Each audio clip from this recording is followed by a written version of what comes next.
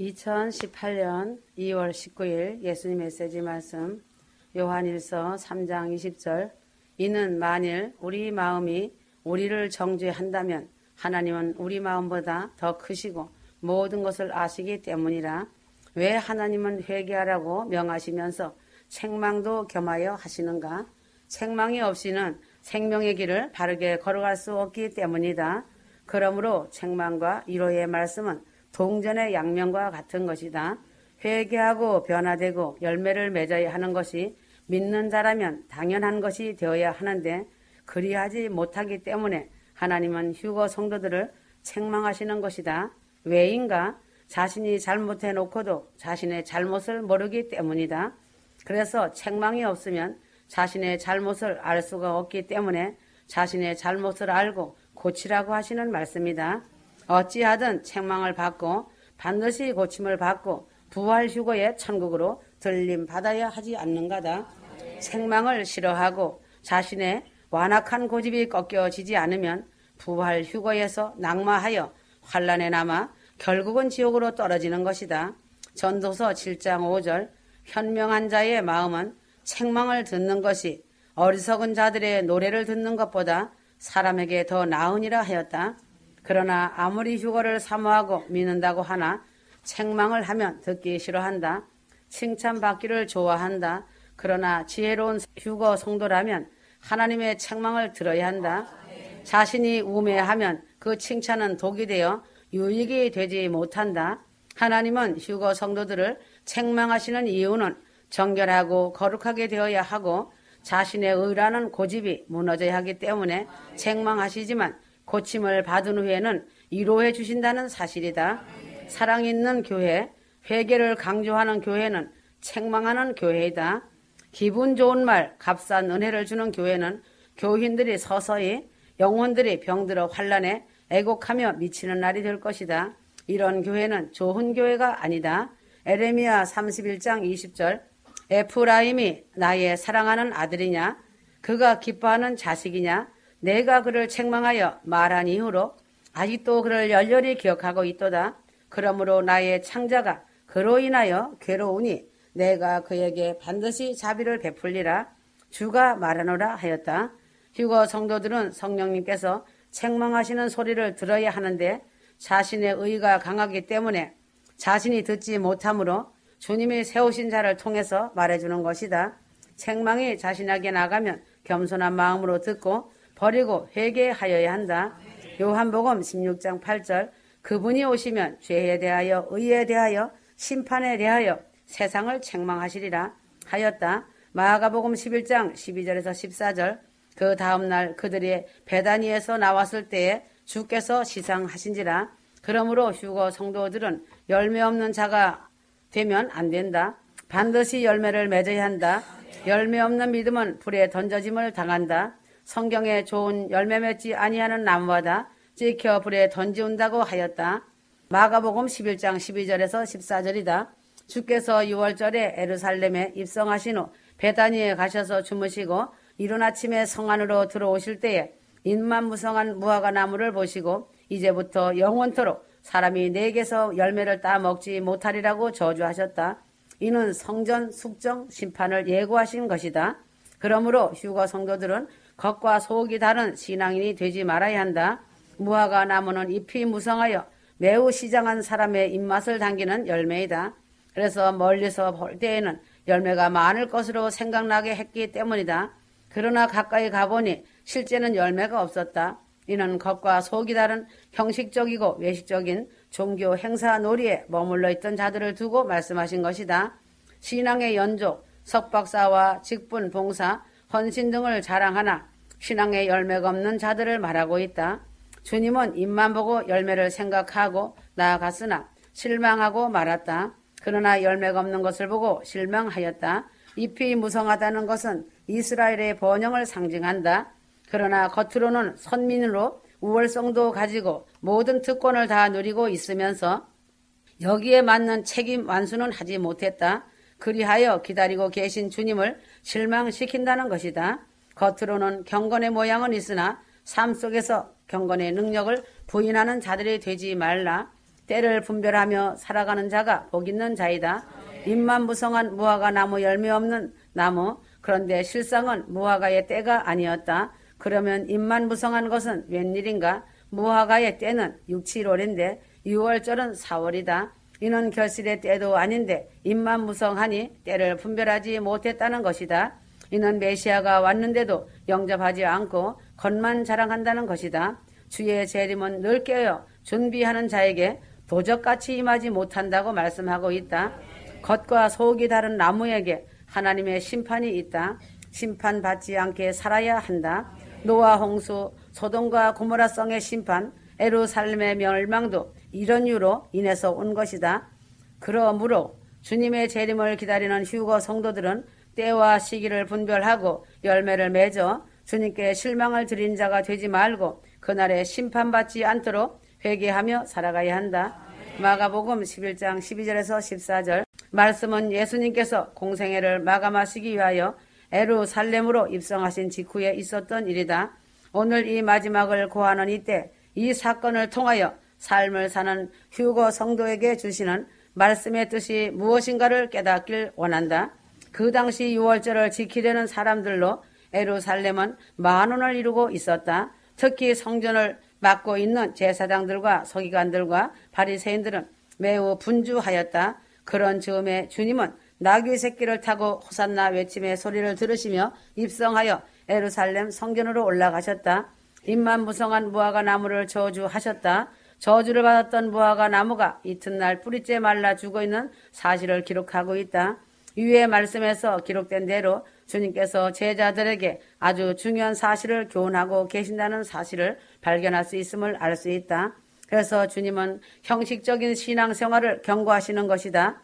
성경에 나오는 무화과 나무는 포도나무와 감람나무와 더불어 이스라엘을 상징하는 나무이다.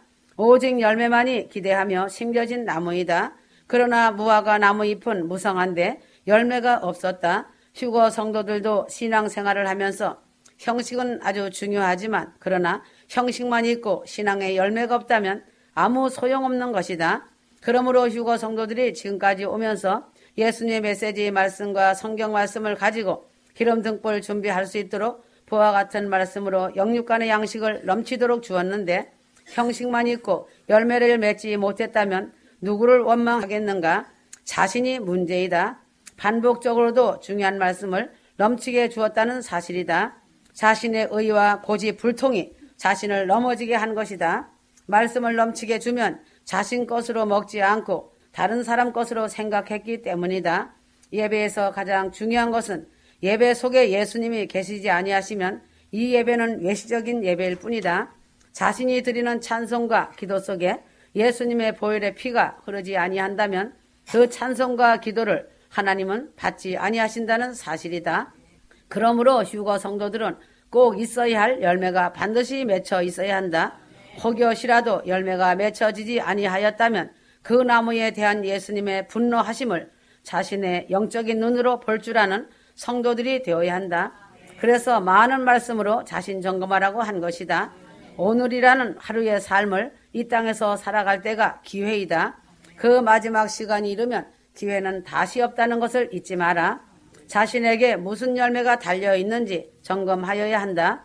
사랑과 긍휼의 열매인지 순종과 겸손의 열매인지 아무 것에도 쓸모없는 죄악된 불순종의 열매인지 주님께서 원하시지 않는 가라지 열매인지 성경과 예수 메시지 말씀에 비추어 자신 점검하여라. 휴거 성도들은 반드시 열매를 맺어야 하는 큰 이유가 있다. 휴거자들은 모두 하나님께서 특별한 계획과 섭리를 가지시고 세상에 심어놓은 무화과 나무들이다.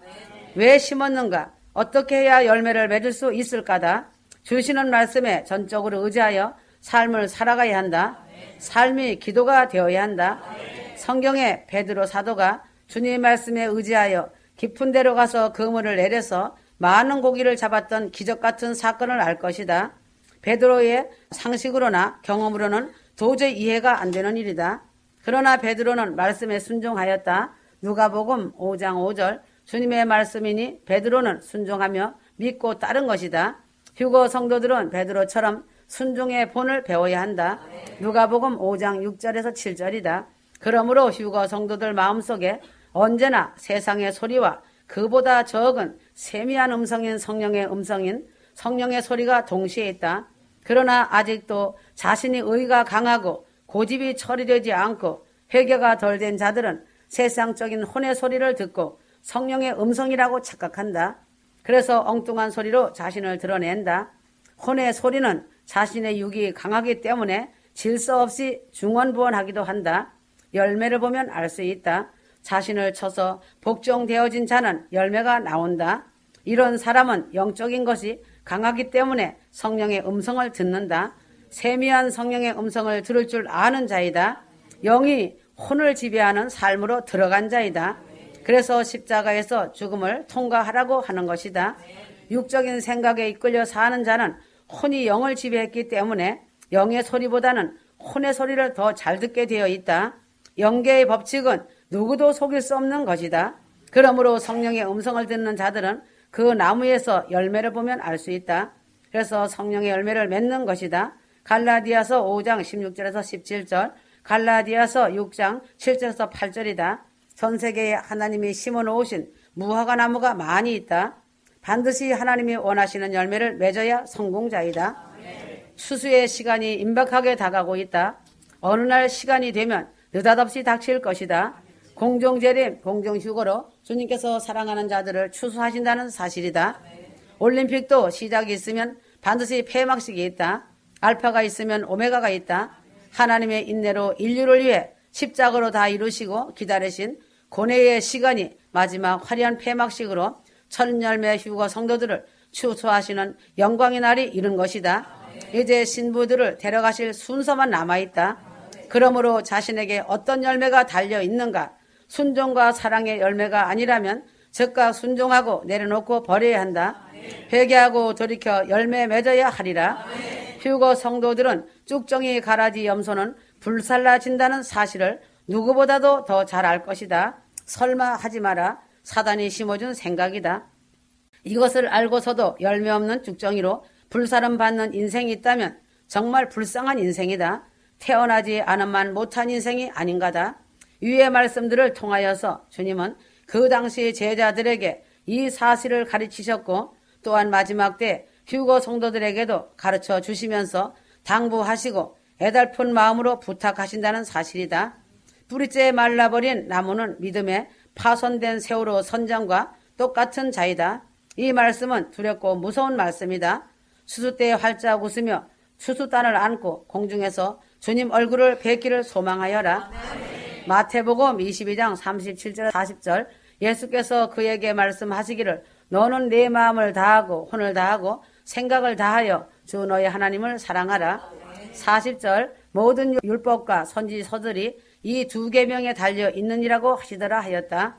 하나님은 왜 사랑을 그렇게 강조하시는가? 사랑하는 자는 순종도 쉬워지기 때문이다. 그래서 하나님을 사랑하는 자는 순종의 사람이다. 그러나 하나님을 머리로 아는 자는 불순종하는 것이다.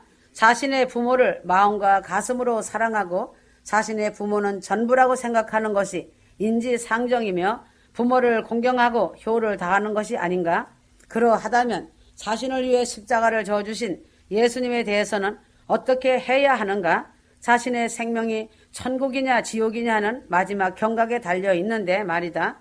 육신의 부모는 자신의 생명을 대신할 수 없다는 것이다.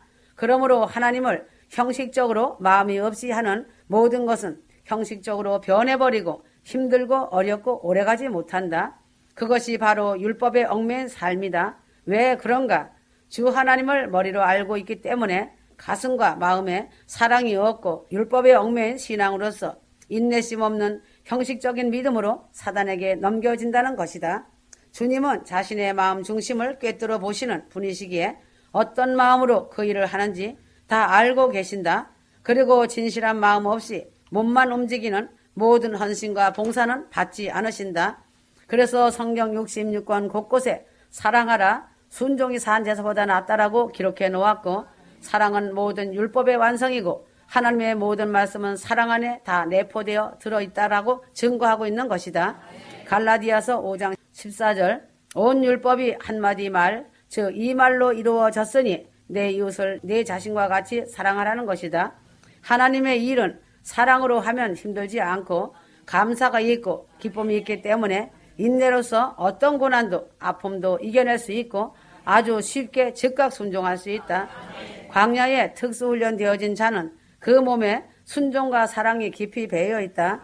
그래서 순종과 사랑은 삶의 전부로 알고 살아가고 있다.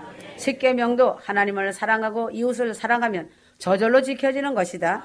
주님이 명하신 모든 말씀도 하나님과 이웃을 사랑하면 어렵지 않게 지킬 수 있다. 그래서 사랑은 사람을 변화시키는 능력이다. 왜 회개했다고 하면서 변화되지 않는 줄 아는가? 주님의 십자가의 사랑을 모르고 주님의 마음을 모르고 율법적으로 회개하기 때문이다. 십자가 주님의 보혈을 생각해 보라. 자신은 이웃을 위해 매맞아 줄 수 있고 자신 몸속의 피를 다 쏟아 줄 수 있는가? 그 사랑을 안다면 어찌 자신의 의를 내세우고 고집 불통을 내세울 수 있는가? 어떤 이유가 자신에게서 표출되어 나오겠는가다. 자신을 그처럼 사랑하시는 주님이 죄를 그렇게도 싫어하시고 순종을 그렇게 애타게 원하시는데 그 주님을 사랑한다면 자신의 죄와 자신의 우상을 왜 내려놓지 못하는가? 주님을 진심으로 사랑한다면 순종과 사랑과 이웃사랑의 자리로 나아가게 되어 있다. 주님을 사랑한다면 곧바로 회개하게 되고 급속하게 변화를 경험하게 될 것이다. 자신의 자존심과 체면도 다 내려놓고 상대방에게 잘 보이기 위해서 노력한다. 예수님의 사랑과 은혜를 깨닫는다면 주님을 진정으로 사랑하게 되어 있다.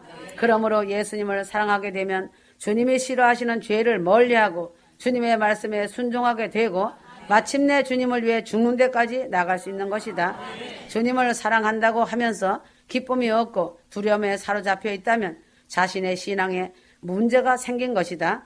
주님을 사랑하면 구름 위로 걷듯이 발걸음이 가벼워야 되는 것이다. 로마서 14장 17절에서도 하나님의 나라는 성령 안에서 의와 평강과 희락이라고 했다. 반드시 성령의 사람은 기쁨이 있다. 마음에 평강이 있다. 왜 주님을 사랑하기 때문이다. 주님이 너무 좋기 때문이다. 머지않아 주님과 천국에서 영원히 살기 때문이다. 설사 부지 중에 실수로 죄를 지었더라도 사랑하는 주님 앞에 바로 나가서 회개만 하면 예수의 보혈의 피로 씻어주시고 사함을 받는다는 사실이다. 그리고 희고 깨끗한 세마포를 입혀주신다는 것이다. 은혜의 법 안에서 아들로서 자유함을 누리며 살 수 있다. 예수님 안에 있는 자는 사랑과 용서와 기쁨과 평강이 넘친다. 세상이 요동쳐도 흔들리지 않는다. 다 왔다. 아멘.